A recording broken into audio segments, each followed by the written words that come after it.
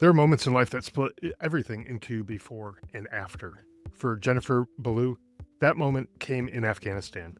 She was a first sergeant on her deployment there, deep into the mission when she was called back to the office late at night. Her commander had news that her husband, also deployed to Afghanistan, had been hit by an IED. She got got down to fly south to hopefully to see him as he was being treated. Instead, she arrived to the news that he had passed away just before his 35th birthday. From that point on, nothing was the same. She came home, raised her kids, kept leading soldiers, and tried to find her footing in a world that had quite literally shifted out from under her feet. Over time, she found ways to turn this loss into impact by shaping Army policy for Gold Star families and stepping into her role as the Chief of Staff at the Global War on Terrorism Memorial Foundation. Today, she shares her story about grief, service, resilience, and why remembering these stories matter. Before we start, though, I do want to mention something important to our community, the Global War on Terrorism Memorial Foundation. The foundation is building a permanent national memorial in Washington, D.C. to honor everyone affected by this war, service members, families, and civilians alike. This memorial is there to make sure that their sacrifices are remembered for generations to come. To learn more or support this mission, visit GWOTmemorialfoundation.org or check out the rest of this episode to find out more about it.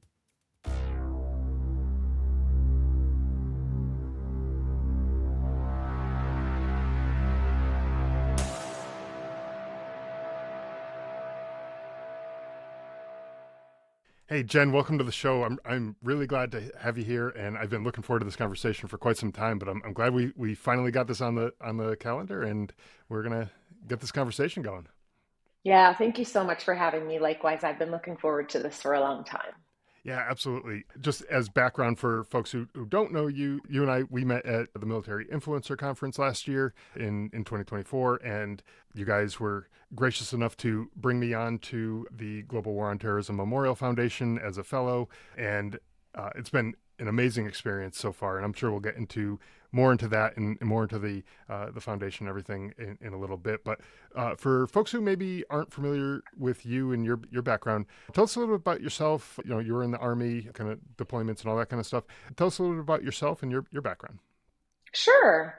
So, hi, my name is Jennifer Ballou. I am a mother of three. I currently live right outside of Columbus, Ohio. I am an Army veteran. I served in the Army for right under 21 years. I retired in 2015, which is crazy. It's been about 10 years since I've retired. I currently serve as the Chief of Staff for the Global War on Terrorism Memorial Foundation, which again, I'm sure we'll talk about more. What else? I don't know. I recently completed my master's degree in yoga therapy, which was a really long journey and something that I'm super proud of. And I don't know. Yeah. That's probably good enough. No, that's good. That's good. And you know, it gives just a little flavor to your background and you know, serving in the Army and all that. And you know, for gosh, for what you said, like 10 years you've been retired, it must seem like, I don't know, to you, does it seem like it was just yesterday that you were in, or does it seem like it's been a while? Yeah, that's a great question. It depends on the day. I mean, it doesn't feel like 10 years. But at the same time, there are certain things that have changed about the Army in specific that I do feel very out of touch from. So maybe a little bit of both. Yeah, yeah. I know even just looking at like the uniform now is different from the uniform that I forget when they made that change, but from when I got out, it was a different uniform, and you know, so I'm looking at that, and I start to feel the bones creaking and aching as I'm realizing I'm in the older generation that wore the older uniform, right? Yeah, I mean, especially when I'm around military installations, a big one for me is the female uniform. Like women can now wear their like hair back in a ponytail, like Uh, down, and they can also wear earrings. Stuff like that just was right. not a thing when I was serving. So yeah, lots Yeah. of changes. Yeah. Lots of changes. That's cool. So you deployed to Afghanistan, correct? I And did. I yeah. deployed. Yep. Yeah, and while you were there, kind of a sad and but also interesting story as well. Tell us a little bit about that deployment and kind of what took place for you there. Yeah, sure. So I was the first sergeant for the 257th Dental Company, which was part of the 44th Medical Brigade at Fort Bragg, North Carolina. We were the first dental company to deploy to Afghanistan, and our mission was to set up dental clinics throughout the country to primarily serve the warfighter. That was my first deployment, and it was something that I was really proud of and looking forward to, and trained and worked really hard in anticipation of that. During that time in my life, my husband Eddie, who was an infantryman, was also in Afghanistan. He was serving on his fourth combat deployment. And the way that it was supposed to go was that he was finishing up his deployment as I was arriving. So there was going to be a period of probably about 2 months where we were both there. And then he would go home, redeploy, and take care of the kids while I finished out the rest of my year. I had been in Afghanistan for about 8 weeks and had gotten called back to the office late one evening for my commander to tell me that he had been notified that Eddie had been blown up. He was on a patrol and he got blown up by an IED. And in those moments, the information that I was given was that he was being evacuated. He had lost his left leg, but they were fighting really hard to keep him alive. And so Eddie was in the south, he was in the southern part of Afghanistan in the Kandahar area, and my headquarters was in the north in Bagram. And so um, I just remember him telling me, go pack a bag, we're going to get you there somehow. And so I did end up flying to Kandahar. And, even though Eddie was an infantryman and on that particular deployment had lost quite a few men, both their lives and to injuries, this just wasn't something that I really thought would happen. I mean, I knew it could, but you just don't think about stuff like that, maybe is Right. a better way to say it. And unfortunately, when I arrived to Kandahar, Eddie had passed away. He lost his life, which was June 24th, 2010, minutes before he turned 35, right before his 35th birthday. Yeah. Wow, that's I actually have like chills right now after hearing some of the story and like I knew parts of the story. I didn't know all the details of Mm-hmm. your story, and so first off, thank you for sharing that. But I know the feeling of what you were talking about of he was an infantryman. You knew that that was a possibility that something could happen to him, but you kind of didn't really give it too much thought probably. Yeah. And I was the same way when my brother was an infantryman. I was an infantryman, and we both were in Afghanistan at the same time. I didn't really give it much thought that something bad could happen to him because it was naive looking back on it now. And my thinking, anyways, was naive because I just thought that those bad things happen to other people and that won't affect us. That won't happen to us. Mm-hmm. And I don't know if that was the same kind of mindset that you had, but that for sure that was what I was thinking in my situation. Yeah, I think, I don't know. I don't know if I would call it naive thinking. I mean, I just think as a service member, you have a mission.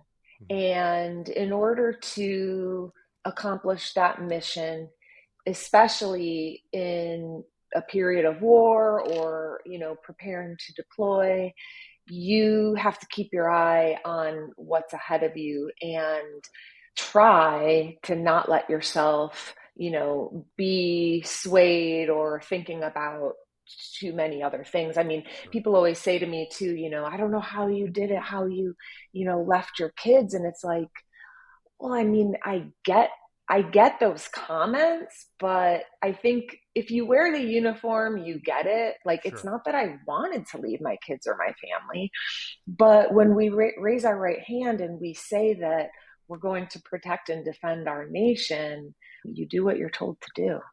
Right, exactly. And yeah, the family, unfortunately, in some cases in the military, family sort of takes a back seat to what the mission is. And, in your case, in your family's case, both you and your husband needed to be in a place on the other side of the world, away from your Hmm. kids. You definitely didn't want to bring your family around that type of situation. Not that you could, anyways, but that was just a situation where they were better off where they were. Staying Yeah. back home, and there was nothing really you could do about that. And that's kind of part of the deal that we all signed up for. Now you came back, obviously after that deployment, and did you come back kind of with your husband, kind of escorting him back home, Mm. or was that like how did that all take place? Yeah, that's a great question. I can say now that there was no better person to escort Eddie's flag draped casket back to the United States than me, but that was certainly one of the most difficult days of my life. So, yes, I participated in the ramp ceremony and flew, on multiple aircraft bringing him back to the United States to Dover Air Force Base. Mm. And then I was met there by my casualty assistance officer and, began this process of all of the things that go along with something like that happening. Ultimately, so like I mentioned, I was the first sergeant for a dental company. We had just gotten there. We had a big mission ahead of us. And it was almost another loss when the decision was made not to send me back. Mm. And although I do agree that that was the best decision for myself and my children, that was really tough for me to not go back with my company and finish what we started. So it was a really difficult time. Yeah, again, I have chills just hearing some of the story because it parallels so much with my own story, and I didn't go back either, and yeah, you could see both sides of it. How it was good, but you also don't want to leave the folks that you were serving with back there, and so it's definitely difficult. But while after coming back home, and that decision was made for you to stay home, how did you balance that the grief that you were dealing with, plus at some point you were getting back into military life, right? You Mhm. you you retired a few years later, so how did you balance that all with responsibilities as a soldier, as a mother, and all of that I gotta imagine that was a very difficult time period to adjust to. Yeah, I balanced it horribly, I think. Like if I wish I knew then what I know now, like in terms of taking care of myself.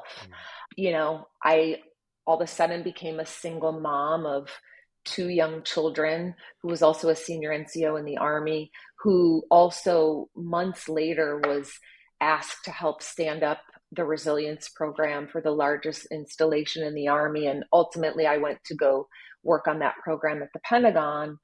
And so it's interesting. Like, I really believe that all of this happened for a purpose much larger than I can even understand today. Mhm. But I still continued to give everything I had to the Army. And every time I was asked to do XYZ, I did it, 100% that I could. And so, you know, my children continued to suffer. I did my best, or so I thought at the time. And they were sort of forced, especially my daughter Alexis. I mean, my son Eddie was 2 at the time, and Alexis was 10 or 11. And I really put her in a position where she had to grow up really fast because she ultimately took care of Eddie a lot. I would maybe come home and feed them dinner and then go back to work, or I was traveling a lot. So, how did I balance it? I don't really know that I did super well. And I thank God every day that they were super resilient and super understanding, even though they didn't have a choice, they kind of did. Sure. I mean, I could see it going one of two ways, right? You could put the kids in a situation like that, and they they do great, and they're resilient, and they're able to handle it really well, or could go the opposite way, and they start lashing out, and they start, acting up and causing trouble, and just making things that much worse for everyone, not just themselves, but for you and for Mhm. other folks who are around. But it seems like they did okay with that. Obviously no one's going to do great and handle everything perfectly 100% of the time, because that's, I mean, they'd be robots if they if they were able to do that, right? So they're human, and so you can't expect perfection 100% of the time, and especially in a difficult situation like, losing a father, and having mom having to continue to work and everything, and which takes you away from them. It's not an easy thing, but thankfully they were able to kind of handle that. you know so I got to imagine that was probably one of the toughest parts about continuing your career, because you could have chosen to retire at that point, and gotten out of the military at that point. When your husband was killed, I'm sure they probably offered that option to you, maybe not directly, but that option was there. But you know but then continuing that career afterwards, I would imagine the family life was probably one of the hardest things about it, right? It definitely was. It definitely was. But, like as I'm thinking back on that time and just back to that question of balancing it, there were things that I did to just ensure or try to ensure that my children understood to the best of their ability how important it was for me to continue serving Mm-hmm. while continuing to keep Eddie's memory alive. And so, I found myself in a really interesting position just as a senior NCO in this situation. More often than not, the spouse, I mean, and you can relate to this in a different way, but typically, the family is not wearing the uniform. Right. And so just I had a different lens. I was able to see things a lot differently and was able to use my experience to positively affect or impact, for example, the way that the casualty notification and assistance officer training was delivered at Fort Bragg.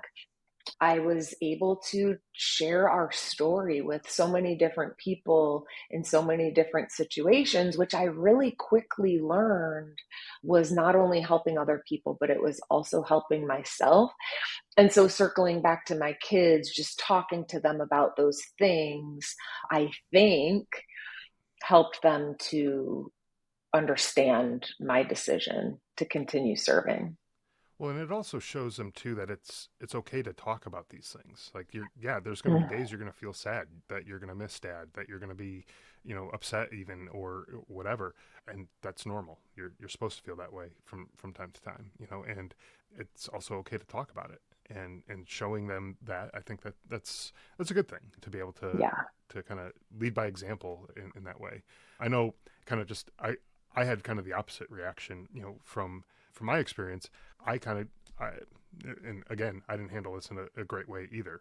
So I think we all kind of just are thrown into the deep end, and we have to kind of figure out how to tread water while we're in there. But I just kind of gave up, and I said, I don't even care about the army anymore. I knew I Mm. wasn't going to be a good leader, and I wasn't going to be a good soldier, and I said, you know what, these guys who I was in charge of, they deserve better, and that's why I decided to leave when I did, Mhm. because I wasn't going to be the leader that they needed, and so I knew that was only going to be self-serving if I stayed in, to just be like, oh well, this is my career, and I'm doing this for me. I wasn't going to be a good soldier. I knew it, just because I my head wasn't in the game anymore, and I decided to kind of walk away from it at that point. Mhm. Now, I know you mentioned having some impact on the casualty assistance process and all that. What support did you get from them, or from other folks throughout the military, that you found to be helpful in this whole kind of process? Oh, yeah. I often say that had I not received the support that I did, I probably would have gone on a different path. The Mm-hmm. amount of support that I received from my military Army family was tremendous. So my casualty assistance officer, Rebecca Leisman, who is now just a very dear friend, went above and beyond in every possible way that she could. But, also my chain of command, all the way up to the highest levels, just did any and everything they could to try and support, my kids and I, not just initially, but really throughout the rest of my career. I remember my last assignment was at the Pentagon, and my boss, his name is Colonel Ken Riddle. There were times where something would come up where I would potentially have to travel for it, and he would just try to make things not so difficult on me. And, I didn't like that actually. I made the decision to continue to serve, and I don't want to be treated differently than anyone else. But to those around me, I think they saw it from a different lens, like, wow, she's wanting to continue to do this. If we can make things a little less difficult on her or her kids, we want to try to do that. So, I mean, I could go on and on, but I had arms wrapped around me from the very first moment until well after I left the Army.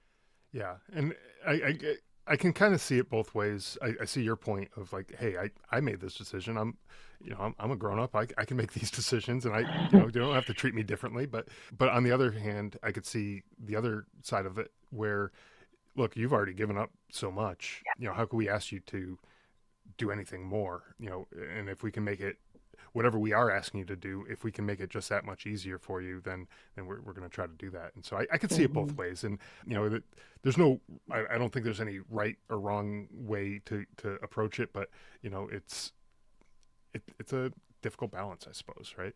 And yeah, go ahead. No, I just thought of something else. Sure.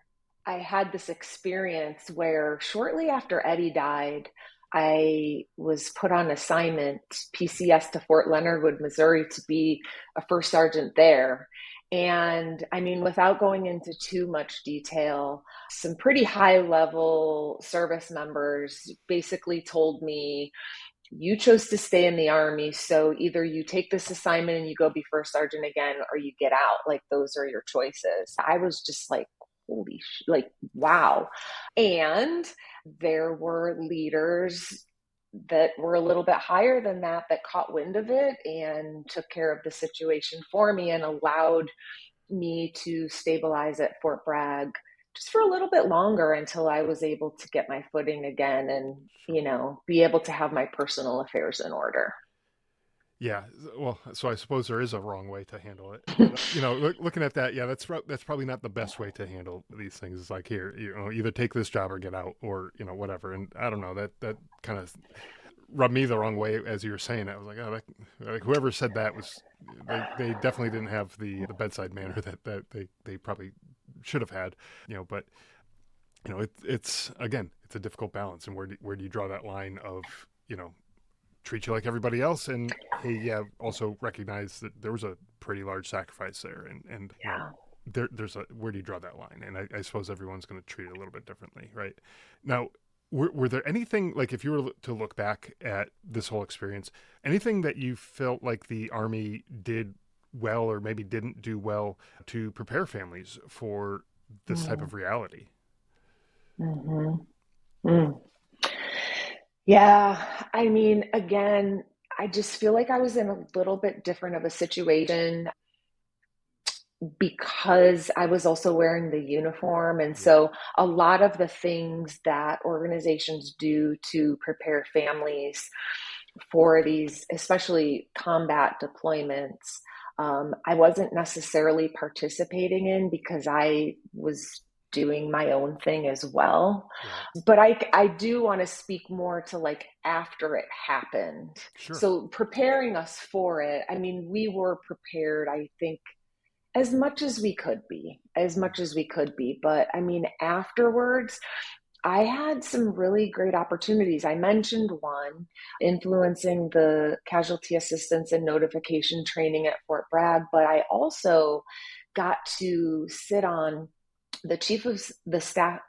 The chief of staff of the Army has a Survivor Advisory Working Group, and it's a group of men and women who are Gold Star families from many different circumstances and situations. And I was one of two uniformed wearing Gold Star spouses.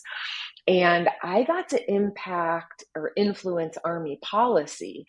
It was actually, there was a policy created where future service members in similar situations, they could choose to stabilize if they wanted to for a certain period of time, or maybe they don't want to stay where they are and they want a PCS somewhere else. And so having the opportunity and the voice heard at the highest levels on what that was like, and being able to influence people in the future who experience similar situations was something that I don't take for granted. Yeah, that's a kind of a powerful position to be in, to be, Yeah. on a, panel or board of people who are, basically directly influencing that type of policy Mm-hmm. through, kind of the highest levels within the Army. And that's, you gotta realize that, like, just how much power is kind of being given to you by putting yourself in this situation. But who better really to talk to this than the people who have lived it before, and where you can look back and say, gosh, I really wish this was handled differently. I wish it went this way instead of that way, or that we had this type of resource or that type of resource. And being able to voice those opinions, I think is important, because when you have people at the very top of the chain of command who've maybe never experienced stuff like this before, you may bring a point up in the discussion that they had never even considered before, because Mm-hmm. they hadn't lived through that before. Not to say that they're stupid or anything like that. Like, very intelligent people, I'm sure, in terms of, who was involved with all this. But if you don't experience something for yourself, sometimes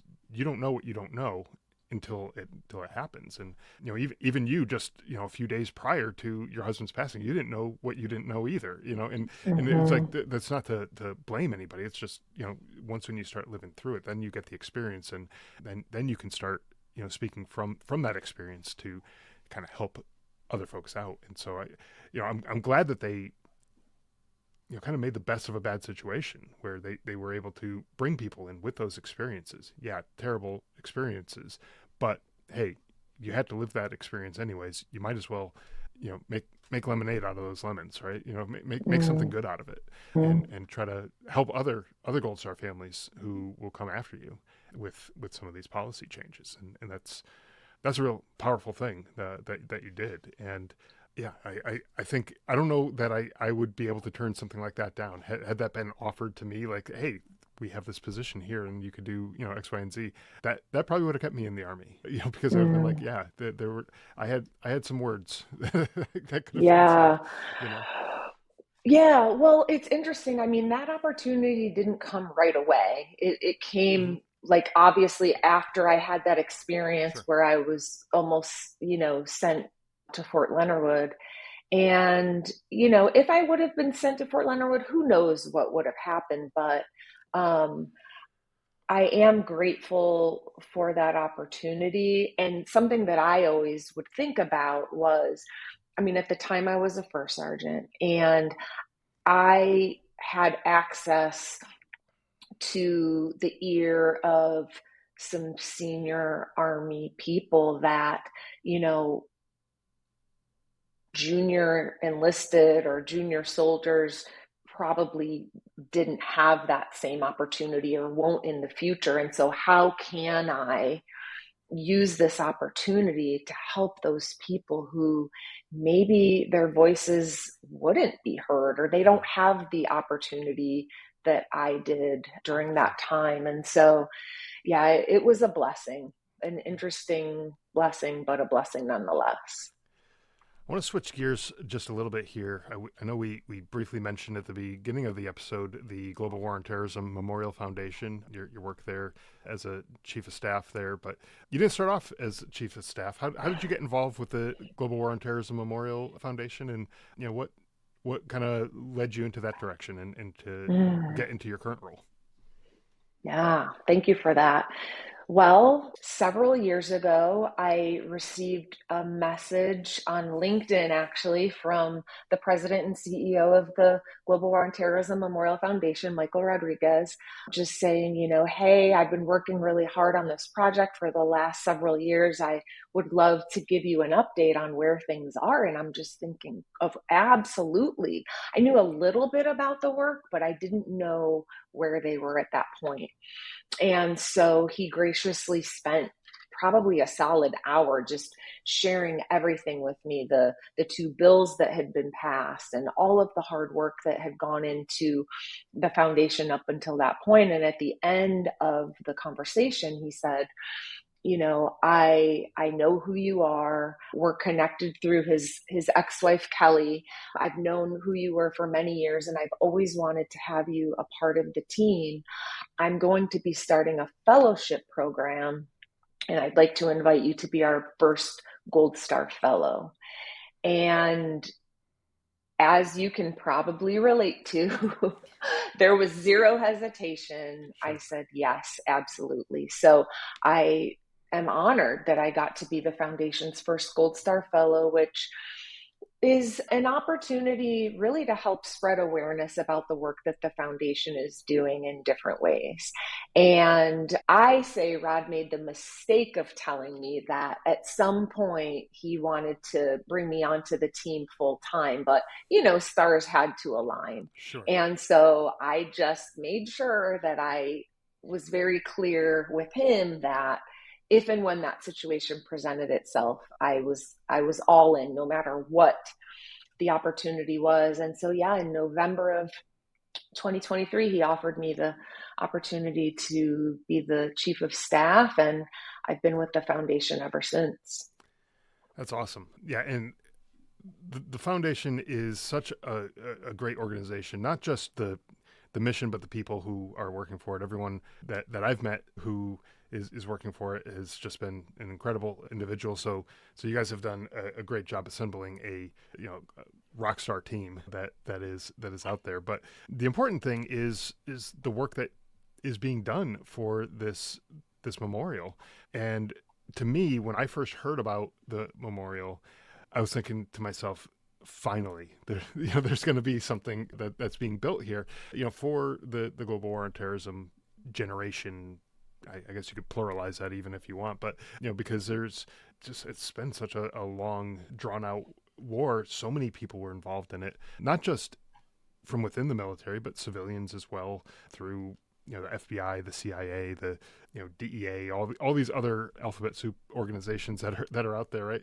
And but even the Gold Star families and the other military families that are involved when their loved one goes overseas to go fight in this war, they're left back home holding down the fort. And so when I first learned about this memorial, it was like, yeah, we recognize all these people. It's not just the people who didn't make it home, like your husband, my brother, and countless others, but there's a lot of people involved, and we're honoring and supporting all of these people. And I was like, that sounds awesome, because you don't want to have this memorial and then be like, oh yeah, we're forgetting about this whole other group of people. And we're recognizing that this was truly a huge effort by people all over the country. And it's not just the people who wore the uniforms. And when I first learned of this memorial, I was thinking to myself, well, at least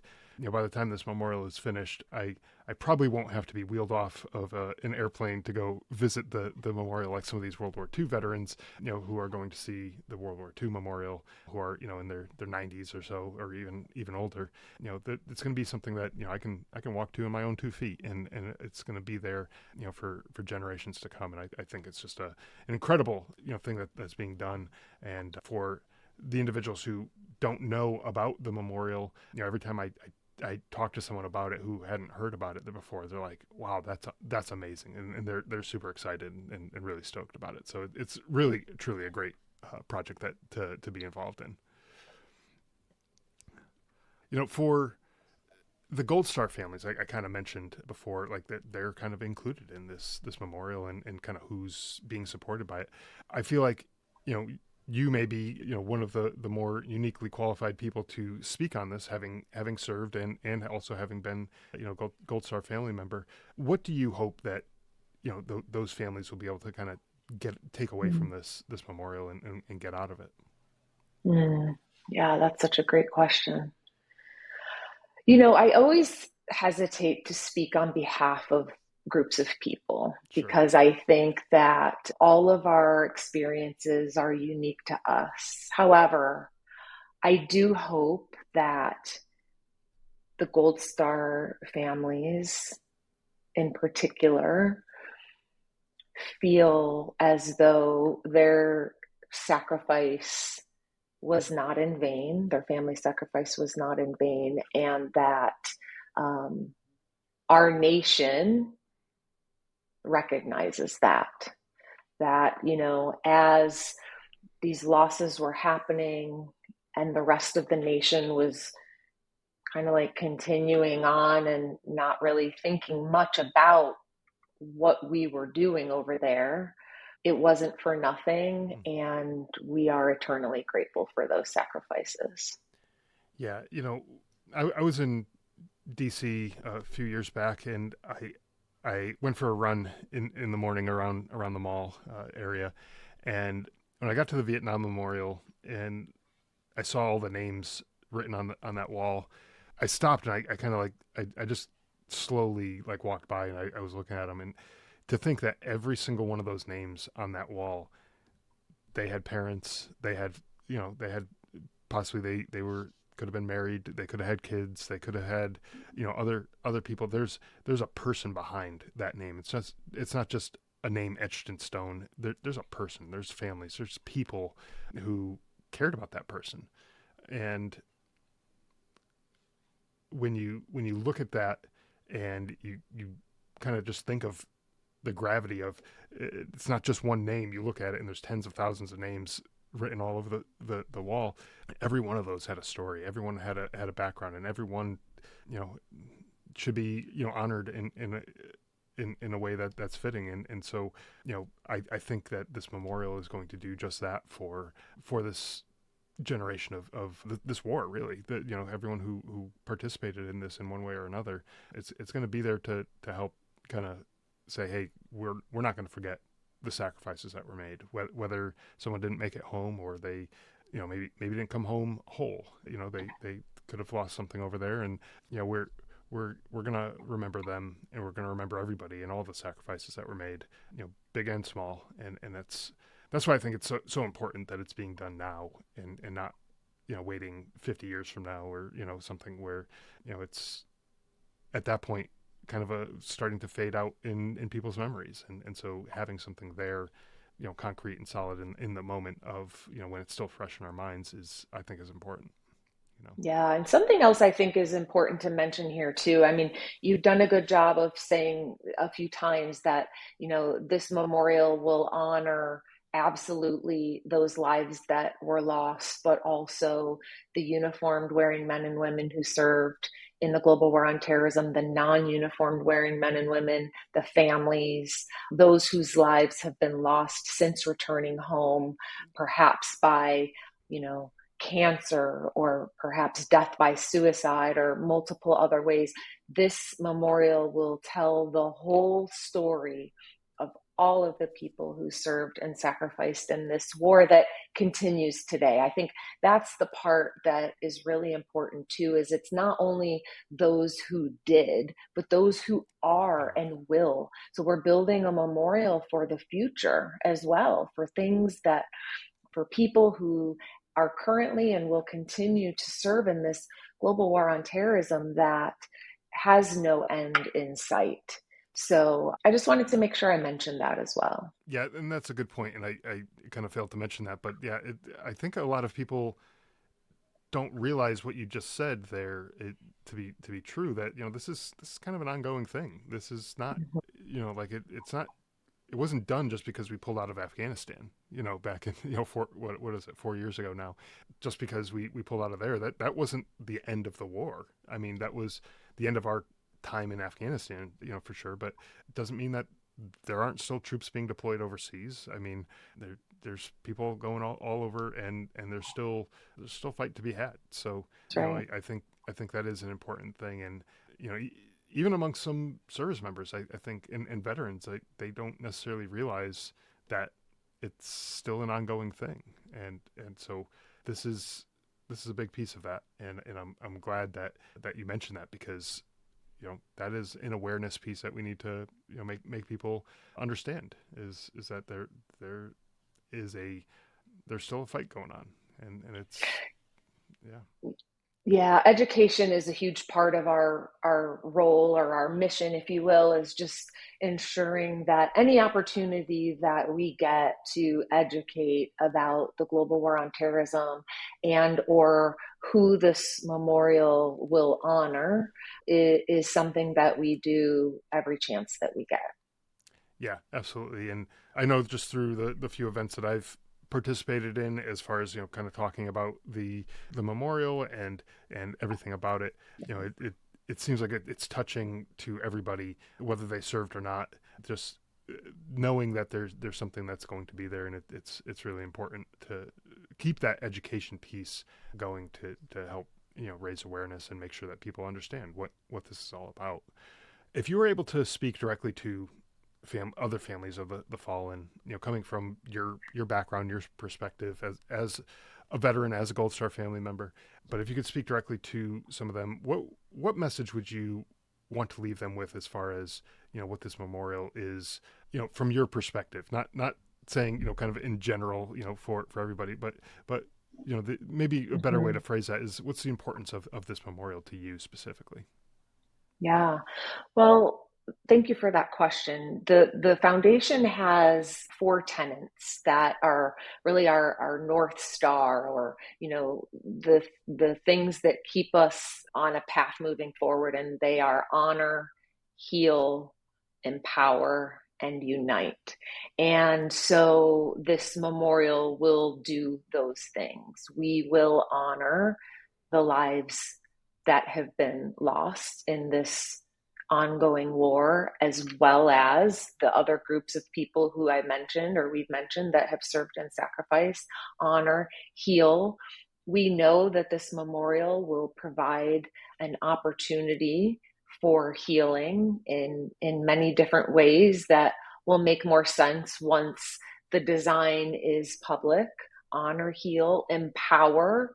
This memorial will empower others to share stories and experiences that perhaps that they haven't, and unite. This memorial will unite many different groups of people, but more largely our nation. We know that this memorial will unite all Americans and help them understand everything that our men and women have given everything for. Absolutely. That's really, I think, wonderfully said, and really kind of what motivates me about this memorial, and gets me kind of fired up, is that it touches on all those points, and it's going to bring a lot of people together. It's going to heal some people. It's going to just really make us all stronger and better off together through the work that we're all doing here for this memorial. So I think with that, though, it's been an incredible conversation. You definitely have an incredible history and background. And, you know, I think, I don't think they could have picked a better person for the role that Mm. you have. And I think it's only going to get better, you know, as the design comes out, and things really start progressing forward, and we'll start to see some momentum here shortly when this design is eventually released. But before we wrap up, is there anything else that you'd like to add that maybe we didn't touch on, didn't cover, either about your personal story or about the memorial, or anything else that you like the audience No, to know about? I would just encourage the audience, if you're not familiar with the Global War on Terrorism Memorial Foundation or the work that we're doing, or even if you are, but you want to keep up with, the next several benchmarks that we cross, you can visit it. We're pretty easy to find. You can Google us, but we do have a website, and you can go to our website and sign up for our newsletter. We usually send out an email once a month, just sharing with our audience what we have going on. And then you can also follow us on social media. We're on LinkedIn, Facebook, Instagram, and X. And if you do have any questions specifically that I didn't cover, feel free to reach out. We'd love to connect. Yeah, absolutely. And I'm going to put all those links into the show notes. So for the listeners, you can check Great. those out there. And there's contact information on the website and all that stuff too.